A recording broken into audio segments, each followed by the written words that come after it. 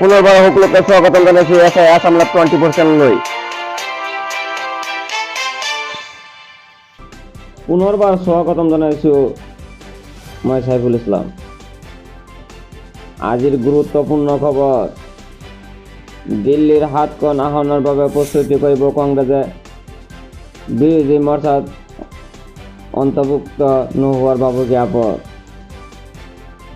ভাল খবৰ, কেন্দ্ৰীয় চৰকাৰ চাকৰিৰ বাবে 15টা ভাষাত অনুষ্ঠিত হ'ব নিযুক্তি পৰীক্ষা। মহিলাক দুৰ্ব্যৱহাৰ কৰাৰ অভিযোগত চাকৰিৰ পৰা নিলম্বন IPS বিষয়া। বিজেপিয়ে দিছে নেকি কেন্দ্ৰীয় গৃহমন্ত্ৰী নীতি আয়োগৰ অধ্যক্ষ অফাৰ, শাৰদ পাৱাৰে ক'লে।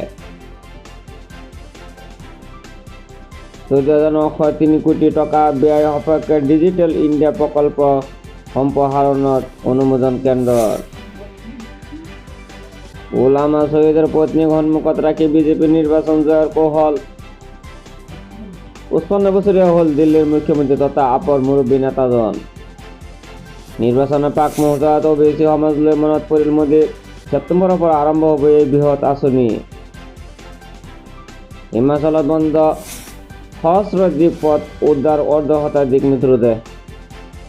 পুনৰ বিপদসীমাৰ ওপৰেৰে যমুনা নদীৰ পানী আকৌ এবাৰ ভাবুকি ৰাজধানীলৈ। ভাৰতৰ প্ৰথমগৰাকী মহিলা মুখ্য ন্যায়াধীশ।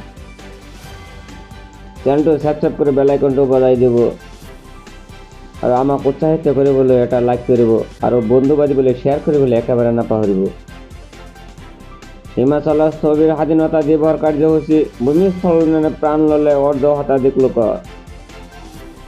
ষ্টেচনেৰী দোকানৰ পৰা বৃহৎ পৰিমাণ নিচাযুক্ত সামগ্ৰী জব্দ, গ্ৰেপ্তাৰ এজন।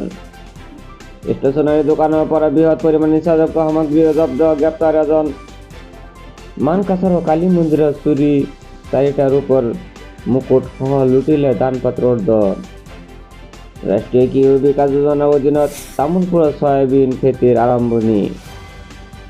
পশ্চিম মাছখোৱা সমবায় সমিতিত অনিয়মেই নিয়ম, আৰক্ষীৰ অভিযানত বৃহৎ পৰিমাণৰ গাঞ্জা জব্দ।